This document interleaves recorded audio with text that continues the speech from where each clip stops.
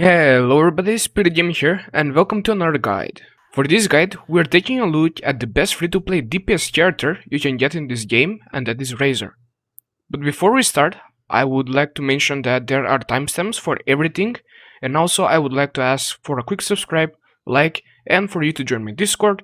Also, I am streaming Genshin every Monday, Wednesday, Sunday at 8 PM GMT plus 2 on YouTube, so join my streams because right now we are doing a one life challenge, which is really insane. Okay, now let's start with the first topic and see why he is free to play.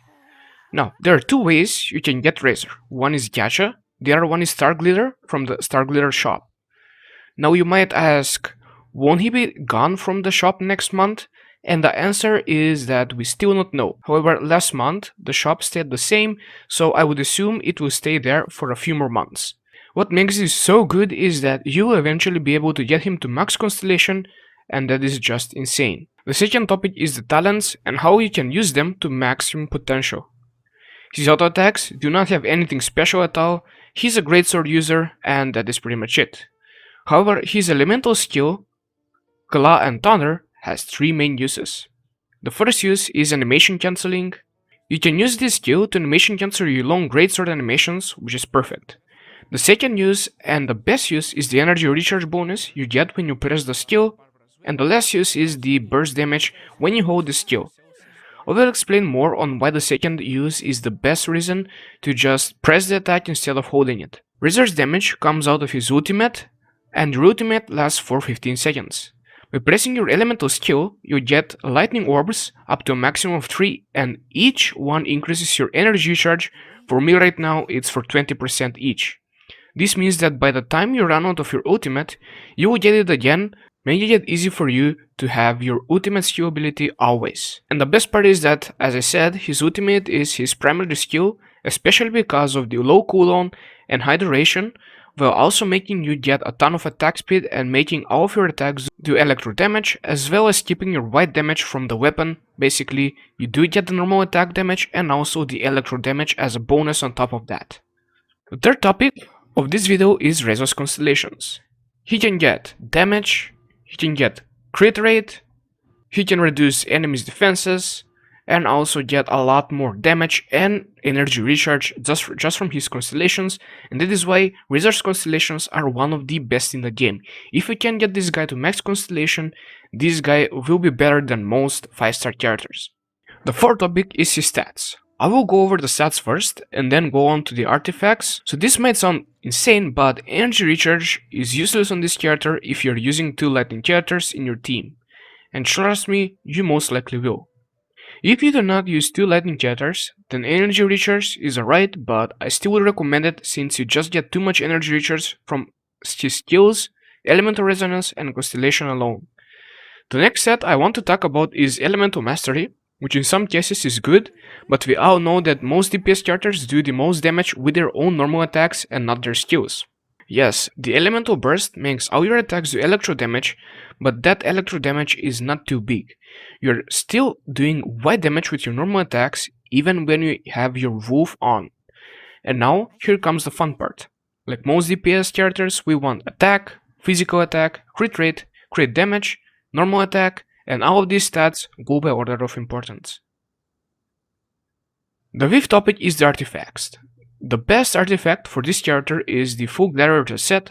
However, I know it is really hard to get it, so instead of a full gladiator set, you can use 2 gladiator plus 2 braveheart. Good alternatives are also martial arts set and berserker set too. However, as I said, getting 4 gladiator for Razor will just increase your damage by a crazy amount. The sixth topic is weapons. I will be listing the best weapons for each star. The 2 best 3-star weapons are Bloodstained Sword and Debate Club. Bloodstained Sword has a really good bonus, while Debate Club has a really good passive, so you choose on your own. For the 4-star weapons, I would recommend Rain Slasher or Prototype. However, if you can get the 5-star weapon named Wolf's Gravestone, then you're set for life. You will legit not need anything else to make Razor deal insane amount of damage. Let's take a look at a few teams that could be built around him, both free to play and hard to get teams. I will start with the free to play team, which is Razor, Kia, Lisa, and Barbara. This team, as I said, is really full free to play, but is not the best. A good alternative to this team is Razor, Kira, Fisho, and Barbara. However, the best team you can build is Razor, Chi-Chi, Fisho, and Barbara. Why is this the best team, you might ask? Can't you add Mona or even some other 5-star characters? Well, it is pretty simple. Razor is a character that needs to stay on the field for as long as he can. And how can we do that? Well, let me explain. Chi-Chi's and Barbara's elemental skills both last for 15 freaking seconds. Both of them heal and inflict different status effects. One inflicts cryo, the other inflicts vet status to enemies. The best part is that you can just use these skills and switch to different characters whenever you want. Now let's take a look at the combo. Now, as I said, both Chi-Chi and Barbara heal. One inflicts cryo and the other inflicts vet status to enemies. The best part is that you can just use the skill and switch to different characters whenever you want. Now, let's see the best combo. The best combo is using Fisho E, Chi-Chi E, Barbara E, and then Razor. The main thing is that you need to use Superconduct only once every 8 seconds, while Electrocharge attacks are good because you can continuously do more DPS than usual. This makes it so you do elemental damage as well as high normal attack damage. This is really important because obviously we won't do much damage with Electrocharge or Superconduct because we do not have much elemental mastery, but both are really important for the energy recharge. Our main goal is to have our elemental burst on Razor at least every 20 seconds, because every 20 seconds we need to use the retention I mentioned above, mainly because of Superconduct and Barbara's weapon. Now, I do want to talk about the skill rotation because Razor is not really OP if you do not use him at his full potential. After you do the character rotation, your next main thing to do is learn Razor attack rotations. So, we use normal attack 4 times, use our elemental skill, and then go in our wolf form.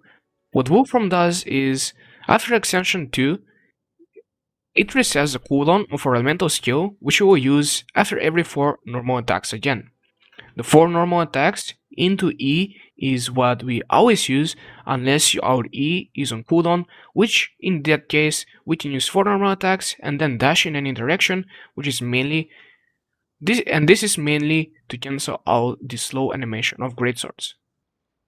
And that is pretty much it about the guide. Sorry if I missed out on some details, but if you want to ask a bunch of questions, make sure you join my live streams every Monday, Wednesday and Sunday at 8 PM GMT+2 here on YouTube, or join my Discord where we have over 700 members.